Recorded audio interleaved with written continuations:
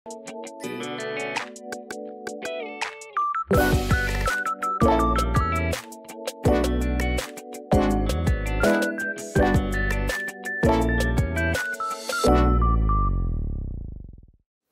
sore dokter, para dokter di sini. Selamat sore. Selamat sore. Oke.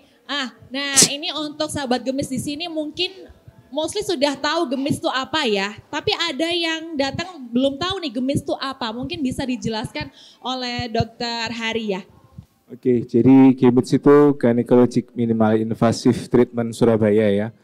Jadi awalnya itu kita bikin klinik untuk laparoskopi ini sudah 8 tahun lalu ya. Jadi pertama dokter Eli ngajak saya, terus kita bikin berdua sampai kita bikin jadi orang banyak seperti ini ya, berlima.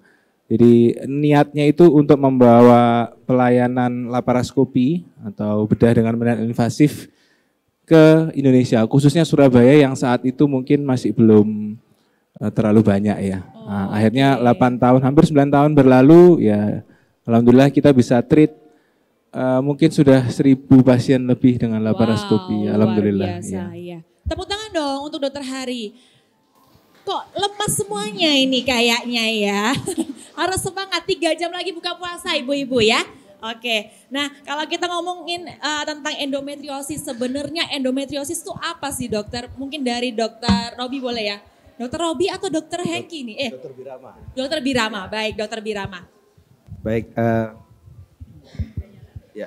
Jadi kalau pertanyaan endometriosis ya kita kembali aja. Endometriosis itu adalah suatu penyakit kandungan ya yang diderita wanita di mana ditandai dengan adanya suatu jaringan ya yang disebut kita endometriosis, di mana jaringan tersebut yang normalnya tumbuh di rongga rahim, ya ternyata tumbuh tidak pada tempatnya, bisa dari otot rahim, dari permukaan rahim, saluran telur, ovarium, bahkan permukaan usus maupun kandung kemih. Dan endometriosis ini gejalanya paling sering nyeri haid atau bahkan sampai gangguan kesuburan atau infertilitas gitu. Nah, bedanya dengan kista itu apa dokter? Jadi kalau kista bisa saja endometriosis ini terbentuk suatu kista atau kista endometriosis atau endometrioma. Jadi harus dicari, dilihat keluhannya, dan nanti pada akhirnya kita harus bedakan apakah ini suatu kista yang endometriosis atau kista yang lainnya, tergantung hasil dari patologi anatominya gitu. Nah, mungkin tadi dokter udah bilang ya kalau gejalanya itu nyeri haid. Kalau kebanyakan perempuan itu memang ada nih nyeri haidnya. Nah itu gejalanya apakah nyeri haid itu udah disebut endometriosis atau ada yang lainnya juga? Mungkin dokter Hengki ya yang bisa menjawab mungkin. Nyeri pada endometriosis itu berbeda dengan nyeri-nyeri yang dirasakan oleh wanita pada umumnya ya pada saat menstruasi. Jadi memang kalau bisa dibilang sebagian besar mungkin ya seorang wanita itu pasti mengalami nyeri haid. Betul, ya, betul. Betul nggak ya? Mungkin di sini ada enggak yang enggak merasakan nyeri haid? Mungkin ada yang enggak nyeri haid mungkin? Mungkin bapak-bapak yang angkat tangan pasti ya. Betul. Ya. Jadi yang membedakan nyerinya ini merupakan nyeri yang normal atau nyeri yang tidak normal yang merupakan salah satu gejala dari nyeri endometriosis itu. Yang pertama kita harus tahu nyeri yang normal itu bagaimana. Nah, nyeri yang normal itu biasanya dia munculnya pada saat awal-awal haid ya, hari pertama sampai hari ketiga kadang. Karena setelah itu dia hilang dengan sendirinya tanpa terapi. Jadi tanpa minum obat apa-apa, tanpa dilakukan treatment apa-apa, dia hilang dengan sendirinya. Ya. Gitu. Dan biasanya sih ini muncul pada ini ya seorang wanita yang belum pernah melahirkan. Oke, gitu. baik. Kemudian kalau nyeri pada saat yang endometriosis atau nyeri yang tidak normal, itu nyerinya dia di luar siklus haid pun dia nyeri. Tapi kalau pada saat dia masa menstruasi, dia nyerinya luar biasa. Jadi lebih hebat dibandingkan nyeri yang sebelum-sebelumnya. Berarti lebih lama nih, kayak 7 hari atau mungkin lebih? Ya, bahkan selama haid itu dia akan merasakan nyeri. Dan yang paling penting lagi itu, nyerinya itu kalau dibandingkan dari bulan ke bulan, dia itu progresif. Ya, jadi semakin lama semakin nyeri. Jadi misal dia merasakan perasaan 3 bulan yang lalu itu, meskipun nyeri saya masih bisa aktivitas seperti biasa. Paling cuman buat istirahat aja atau minum yang hangat atau minum kopi sudah hilang, ya kan? Aktivitas biasa. kemudian kok bulan kemarin itu kalau saya enggak minum obat, saya enggak bisa aktivitas. Gitu. Nah, kemudian kok yang bulan ini itu saya meskipun sudah minum obat bahkan di ini ya combine ya. Jadi ada beberapa macam obat atau bahkan dosisnya sudah ditingkatkan, ditambah minum jamu-jamuan kok nyerinya kok masih tetap sama. Bahkan nyerinya tambah semakin hebat. Nah, hati-hati itu adalah suatu tanda nyeri yang tidak normal. Salah satunya endometriosis gitu. Berarti bisa dibilang gejalanya itu nyeri aja ya, tetapi sangat hebat begitu ya. Jadi yang mayoritas 80% keluhan endometriosis itu adalah nyeri. Oh, oke. Ya, jadi ada sebetulnya keluhan yang lain, misal benjolan ya. Kemudian nyeri pada saat buang air kecil ya, atau nyeri pada saat buang air besar, atau adanya infertilitas atau ketidaksuburan. Paling besar nyerinya gejalanya adalah nyeri. Gitu. Baik. Nah, kapan kita bisa konsultasi ke dokter? Di batas mana sih kita harus ke dokter? Gitu. Jadi kita harus ya sebagai seorang wanita. Saya sendiri juga sebenarnya nggak ngerti ya nyerinya yang dirasakan itu bagaimana ya. Cuman hanya saya mendengar dari beberapa pasien-pasien yang endometriosis atau yang ada keluhan nyeri haid itu dia mengatakan nyerinya ini tidak seperti biasanya. Nah itu, jadi artinya apa? Nyeri itu sebetulnya suatu sign, suatu alarm. Ya, jadi ada sesuatu yang tidak normal di dalam tubuh. Ya, jadi itu yang harus dikenali. Jadi harus merasakan nyeri yang biasanya dirasakan itu bagaimana. Kalau ternyata nyerinya ini dibandingkan bulan-bulan sebelumnya nyerinya semakin hebat ya. Gitu. Kan yang bisa merasakannya dirinya sendiri ya. Gitu. Nah itu merupakan sudah salah satu alarm untuk sebaiknya segera periksa. Oke, baik. Nah, sebelum kita lanjut, untuk sahabat Gemis semuanya, kalau misalnya ada pertanyaan boleh dicatat terlebih dahulu. Nanti Martha akan buka sesi Q&A ya. Dan ini dilanjut nih, ada yang namanya silent endometriosis gitu ya. Nah, itu kok bisa ada silent endometriosis dan itu apakah itu tidak nyeri atau seperti apa? Mungkin Dokter Hari mungkin ya? Jadi kalau silent endometriosis seperti yang dibilang Dr. Hengki tadi ya, endometriosis itu kan keluhannya 80-90% nyeri haid. Tapi ada 10-20% yang enggak nyeri. Jadi itu yang dibilang silent endometriosis. Lah terus kalau enggak nyeri gejalanya apa? Bisa jadi dari gejala yang lain. Jadi most likely 80-90% nyeri haid, bisa juga ada benjolan, bisa juga nyeri kalau berhubungan, bisa juga susah punya anak. Lah dari ketiga gejala itulah yang bisa kita coba gali. Jadi normalnya nyeri yang dikirimkan ke seorang wanita karena adanya endometriosis itu hal yang baik, dalam tanda kutip baik, seperti halnya ada alarm mobil ya. Alarm mobil kalau ternyata ada pencuri, alarmnya bunyi. Nah, sayangnya ada sekitar 10-20% yang enggak ada alarm nyeri tadi. Itu yang dibilang silent endometriosis. Nah kalau ternyata saya silent endometriosis apa enggak nih? Saya enggak ada nyeri haidnya. Yeah. Kalau ada gejala yang lain tadi, ada benjolan di perutnya, kok enggak enak ya. Kalau berhubungan nyeri, enggak enak. Atau mungkin sesimpel nyeri haid, siklus haidnya enggak teratur. Berarti itu sudah salah satu gejala. Mungkin ada something, alarmnya mungkin enggak kayak alarm orang lain. Tapi udah alarming, sebaiknya kontrol ke dokter dulu. Karena kan kita tahu bahwa kelainan di kandungan enggak cuma endometriosis juga. Jadi bisa juga itu silent endometriosis atau bisa juga kelainan di kandungan yang lain gitu. Baik, nah untuk endometriosis sendiri itu penyebabnya apa dokter dan apa bisa dicegah mulai sekarang gitu? Ya pertanyaannya bagus ya. Jadi endometriosis sendiri 100% ketahuan penyebabnya itu kita nggak tahu. Okay. Jadi mungkin ada gen tertentu yang bermutasi sehingga ada endometrium yang bisa tumbuh di bukan tempatnya. Loh kenapa kok orang itu enggak kena, aku kok kena, aku salah apa kan gitu ya seringkali ya. Apakah karena saya makan A, makan B, melakukan C atau apa, sampai detik ini belum bisa diketahui. Makanya itu kita untuk menangani endometriosis masih early detection. Genetik bisa dokter? Genetik belum paling enggak. Belum. Masih dalam taraf penelitian saat ini. Gitu. Ya. Baik. Nah kalau misalnya udah kena endometriosis gitu ya, itu solusinya apa dokter? Apakah operasi atau seperti apa? Jadi kalau sudah kena endometriosis kan yang diserang banyak hal nih ya. Kalau orang dengan endometriosis, apakah satu diagnosa terapinya sama semua nih? Ternyata enggak, terapinya sangat personalized. Ada pasien yang tidak ada masalah dengan kesuburan, masalahnya dengan nyerinya saja. Kita kontrol nyerinya. Kontrolnya nyerinya seperti apa? Tergantung lokasi endometriosisnya, tergantung grade endometriosisnya. Banyak sekali yang harus kita pertimbangkan. Namanya personalized treatment dari endometriosis ini, kita mempertimbangkan kesuburannya, kita mempertimbangkan usianya, kita mempertimbangkan kemauan dia untuk sampai menangani infertilitasnya seperti bayi tabung atau apa. Banyak sekali yang kita lakukan pertimbangan. Tapi kombinasinya adalah obat-obatan, injeksi maupun minum sampai dengan operasi. Berarti setiap individu itu berbeda ya dokter ya, dan sebagai dokter harus mencari satu persatu nih, apa nih penyebabnya seperti itu? Yes, sangat berbeda. Jadi solusinya satu juga beda juga gitu solusinya ya? sangat beda. Jadi ketika seorang wanita datang, aku kena endometriosis nih, terus tanya sama temannya si B yang kena endometriosis, oh aku dilakukan tindakan C, oh kalau gitu aku juga C, oh jangan disamakan, sama belum ya. tentu sama ya.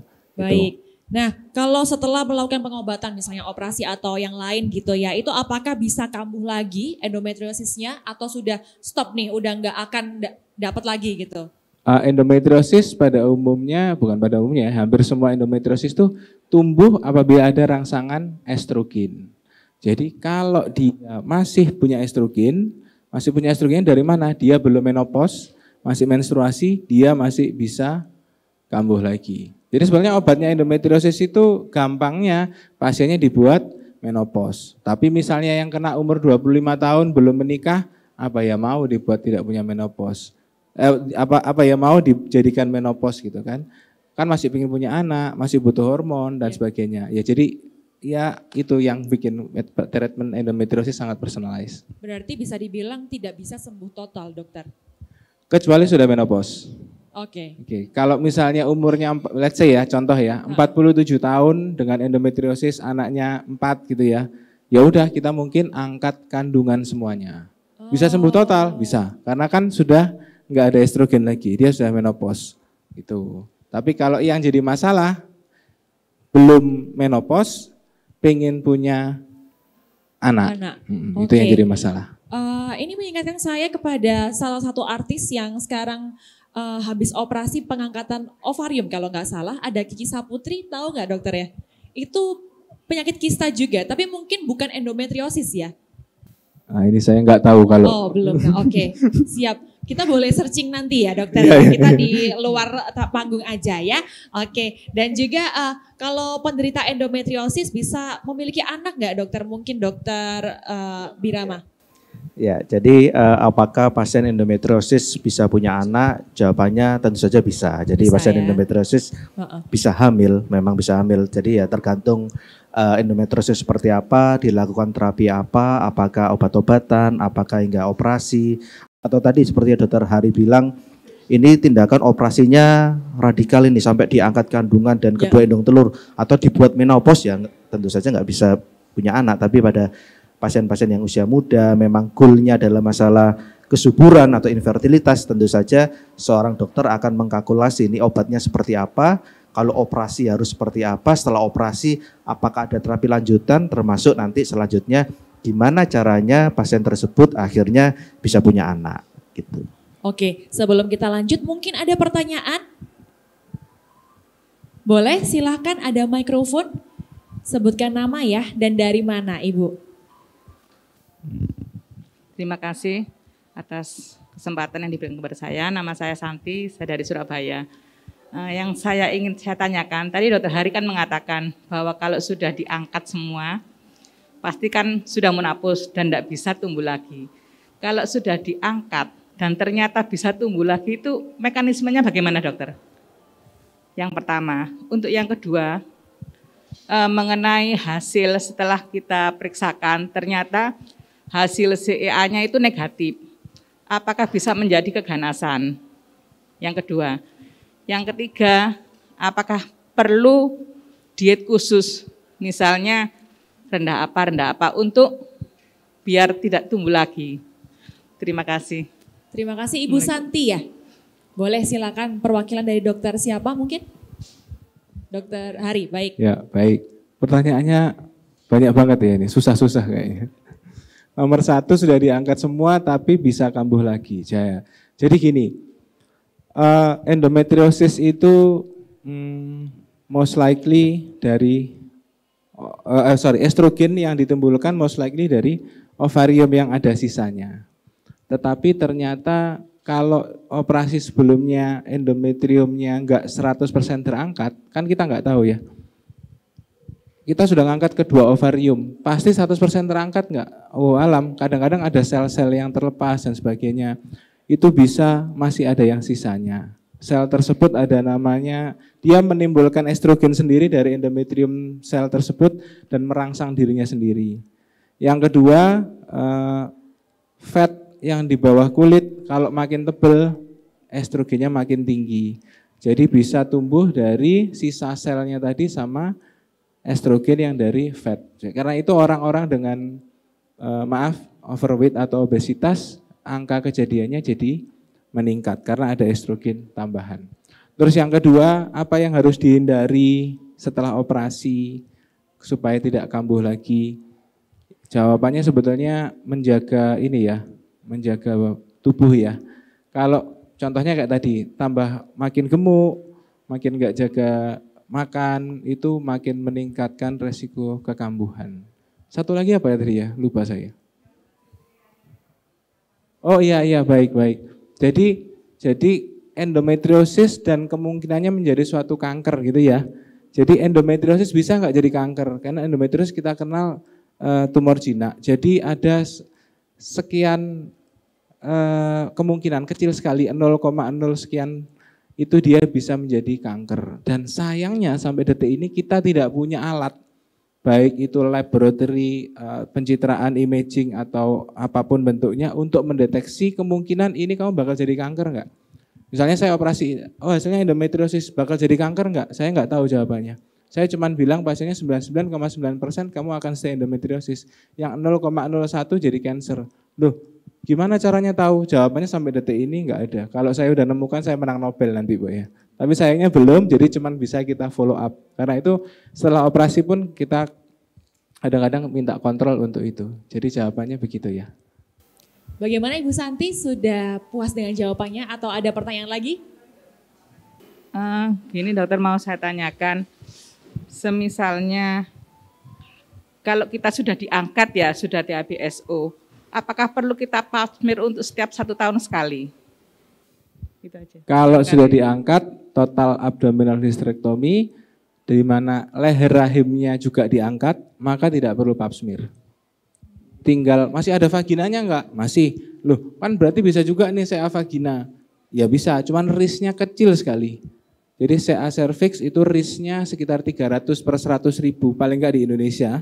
Tapi CA vagina kurang lebih 1 per 5 jutaan. Dan kalau hanya untuk 1 per 5 jutaan kita lakukan pap smear vagina, itu terlalu berlebihan.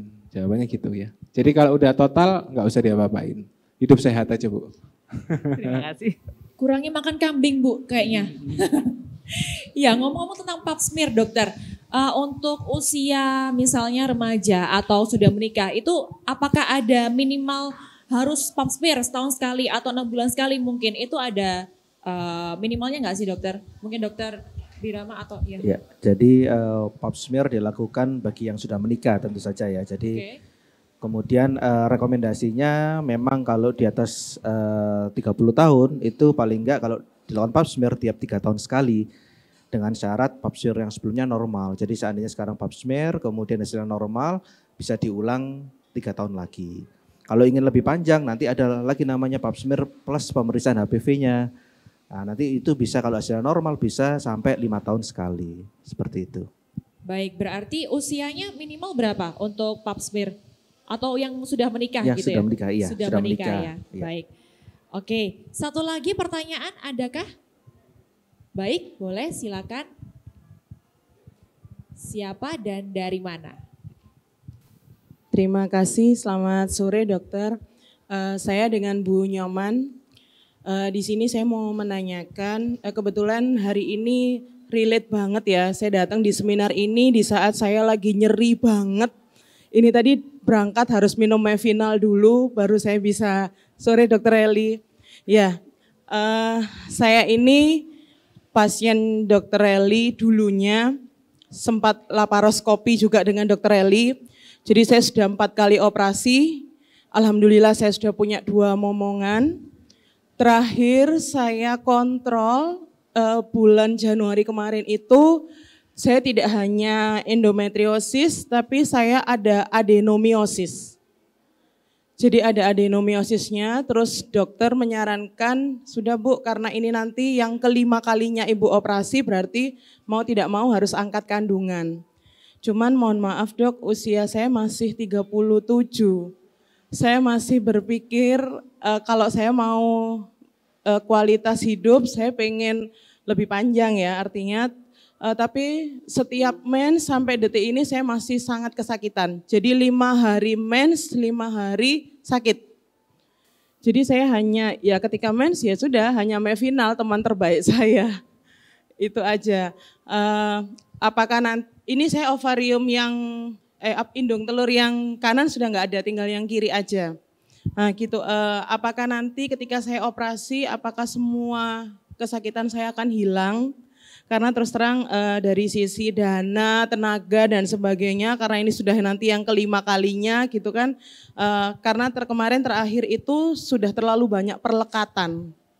Gitu, sudah terlalu banyak perlekatan, jadi kalau pipis itu ya agak sakit karena sudah lengket dengan kandung kemih seperti itu.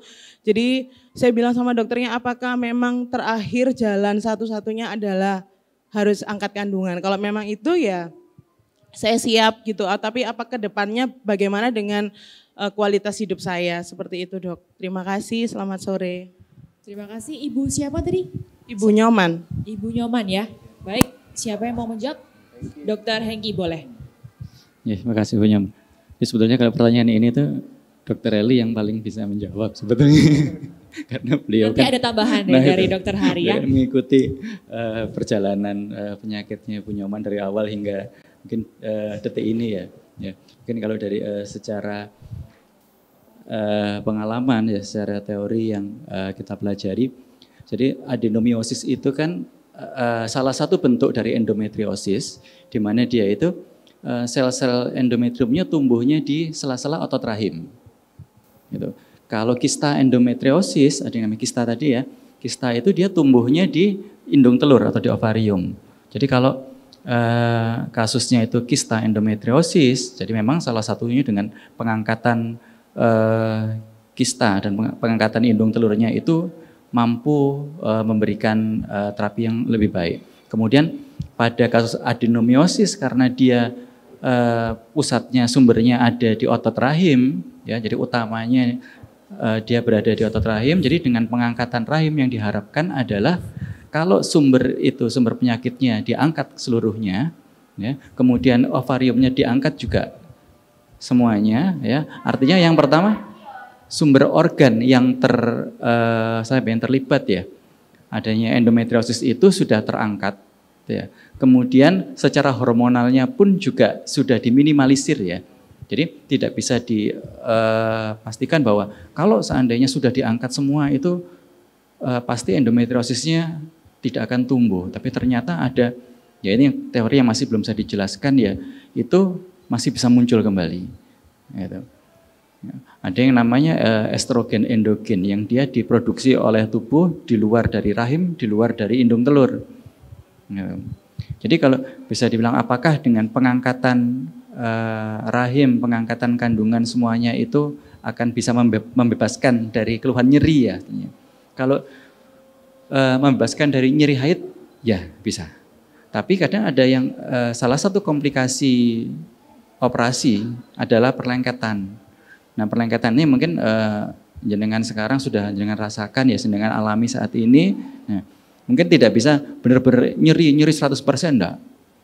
Jadi mungkin masih ada tapi dengan mungkin ambang yang lebih ringan. Dan mungkin itu harapannya aktivitas sehari-hari, kualitas hidupnya pun akan jauh lebih baik dibandingkan dengan masih ada adenomiosisnya. Begitu. Nanti dokter Heri menambahkan ya, Dok. Mungkin ada Nanti tambahan. di sesi selanjutnya nanti dokter Heri. Baik. Dokter Hari mungkin? Kalau dari saya menambahkan Dr. Hengki gini, kalau Anda diangkat semuanya gitu kan ya, 99,9% harapannya ya kayak tadi akan menghilangkan semuanya. Tapi ternyata ada 0,01% yang dibilang Dr. Hengki endogen tadi tumbuh lagi. Nah itu tapi kan skalanya kecil.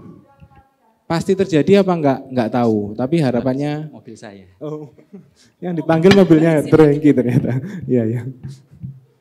Jadi apakah mungkin Anda yang 0,01% tadi sisanya enggak tahu, tapi kalau misalnya diangkat harapannya kualitas hidupnya dalam konteks nyerinya akan menghilang. Tapi ada hal yang kita tidak bisa kontrol ya. Karena itu kadang kita perlu berdamai dengan diri sendiri. Makanya kita hadirkan psikologi. Kita hadirkan psikolog di sini. Karena ada hal yang nggak bisa kita ubah. Contoh, saya punya pasien umur 22 tahun, ternyata kanker ovarium. Mau nggak mau saya harus angkat semuanya. Menikah aja belum, tapi pengen punya anak. Tapi gimana? Ya kembali lagi, saya cuman bisa bilang ini yang terbaik, Anda harus berdamai. Kualitas hidup saya menurun dong. Kualitas hidup dalam konteks dia nggak bisa punya anak. Ya iya jawabannya, karena itu saya assignkan dia untuk ke psikolog, untuk berdamai dengan kondisi yang baru yang tidak bisa kita ubah. Kita dokter kan juga manusia biasa, ada hal yang bisa kita ubah, tapi banyak hal yang nggak bisa kita ubah. Dalam artian misalnya yang nggak bisa kita ubah apa? Anda diangkat semuanya, kita bisa kontrol nyerinya, tapi Anda tidak bisa punya anak. Ya, kalau punya anak adalah bagian dari kualitas hidup, maka perlu berdamai dengan itu supaya bisa lebih baik. Mungkin gitu ya dari saya ya. Apakah sudah puas Ibu Nyoman? Nanti kita akan ada sesi juga dengan psikolog ya Ibu Nyoman ya, jadi jangan kemana-mana. Nah dokter, untuk dari endometriosis sendiri itu apakah ada yang harus diubah pola hidupnya atau jangan makan ini, jangan makan itu atau jangan melakukan ini, itu ada enggak sih dokter? Dokter Birama boleh.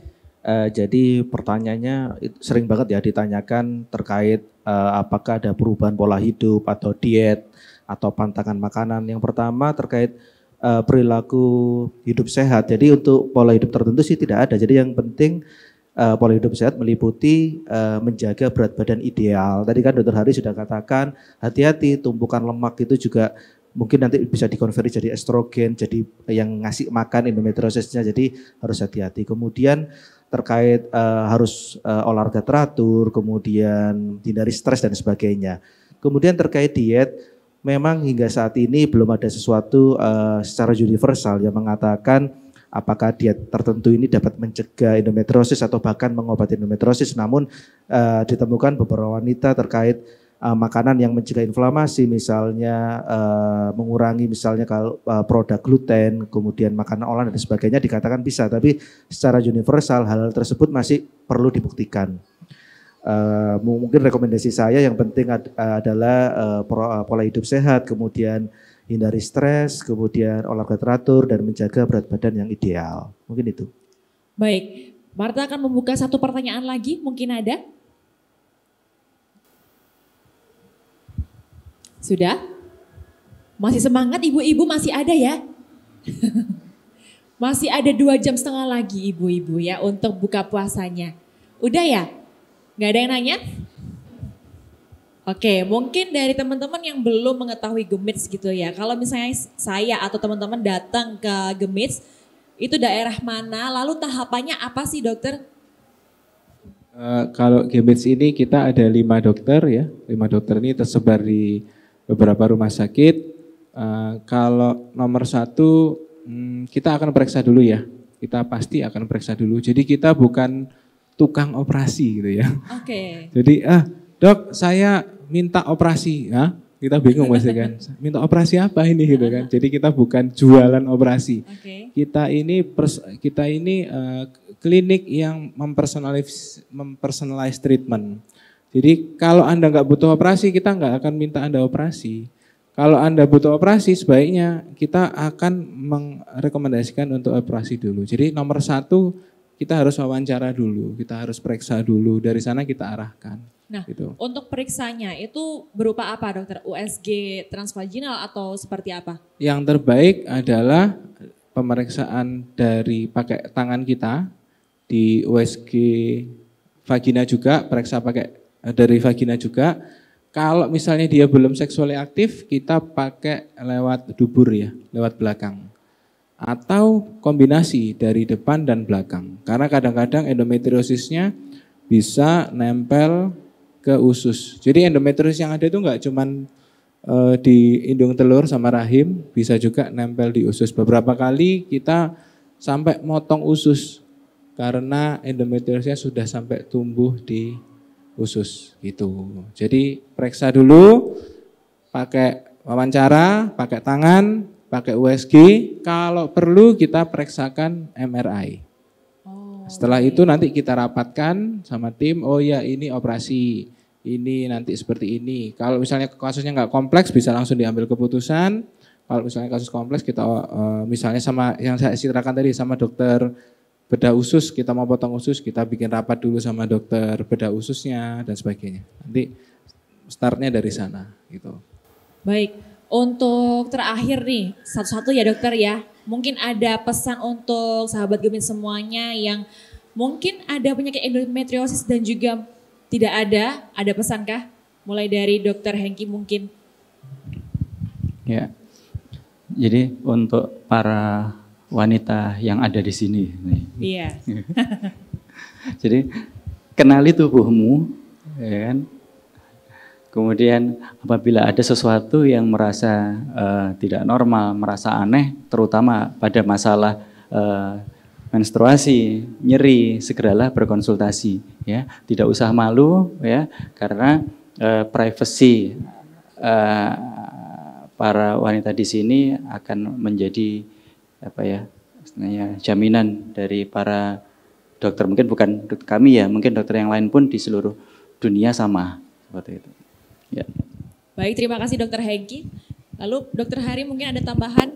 Iya baik, kalau saya ngelihat untuk wanita-wanita saat ini itu terlalu banyak informasi ya kadang-kadang ya. Betul, Terlalu sekarang banyak, TikTok, Instagram, semua yes, informasi dokter. Ya. Jadi dulu cari informasi itu kan susah ya. Ya. Sekarang cari informasi gampang, yang susah ngefilternya. Saking susahnya ngefilternya, akhirnya banyakan yang nggak benar yang masuk otak gitu kan ya. Kalau udah masuk otak, self diagnosis, tambah stres, tambah karu-karuan semuanya. Jadi menurut saya kalau misalnya saya punya mobil misalnya Honda ya. Saya ada masalah langsung saya bawa ke bengkel Honda, selesai. Saya nggak mau buang waktu saya, hidup saya tanya teman yang nggak jelas semuanya. Jadi kalau menurut saya setuju sama Dr. Hengki.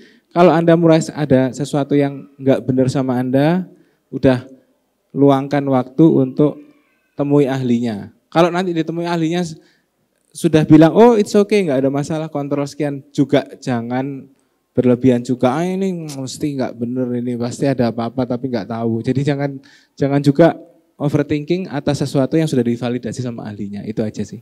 Mungkin kalau buat orang-orang yang nggak percayaan gitu ya, boleh ke dokter mana, satu di Gemis, satu di mana gitu, boleh nggak sih dokter? Oh kayak boleh. Banding gitu ya. Boleh, nggak apa-apa, nggak ada masalah. Tapi yang penting harus yang ahlinya aja. Ya. Jadi yang banyak ya, yang bikin beberapa pasien saya ruwet dalam tanda kutip, dia dapat diagnosis dari Google, dari teman, dari semuanya, nggak mau ke dokter. Yang mau ke dokter, dokternya dianggap nggak lebih kompeten dari temennya atau yang di googling. Akhirnya dia makin ruwet lagi kan. Terus ke dokter B, dokter C, dokter D untuk memvalidasi pendapat dia dari Google, itu makin ruwet. Akhirnya penyakitnya nggak makin ditangani, makin ribet. Saran saya udah trust aja. Yang pasti aja. Yang pasti trust, jalani, udah selesai. Baik, dokter Wirama. Jadi saya mempertebal aja dari Dr. Hengki, Dr. Hardi. Jadi kenali nyeri haidmu. Jadi kalau memang sejauh ini memang sudah nyeri haid, kemudian ada perubahan yang signifikan atau yang enggak signifikan pun ada perubahan, maka segera aja langsung datang ke ahlinya, dievaluasi apakah ini nyeri haid biasa ataukah jangan-jangan ini salah satu gejala dari endometriosis, apalagi dibarengi misalnya masalah kesuburan, infertilitas, kemudian loh ini perut bagian bawah kok ada nyeri, kok ada benjolan, maka ya salah satunya ya jangan googling ya ke dokter ahli kandungan. Mungkin itu aja. Baik, terima kasih. Tepuk tangan dong untuk ketiga dokter bersama kami di sini. Terima kasih Dokter Birama, Dokter Hari dan juga Dokter Hengki.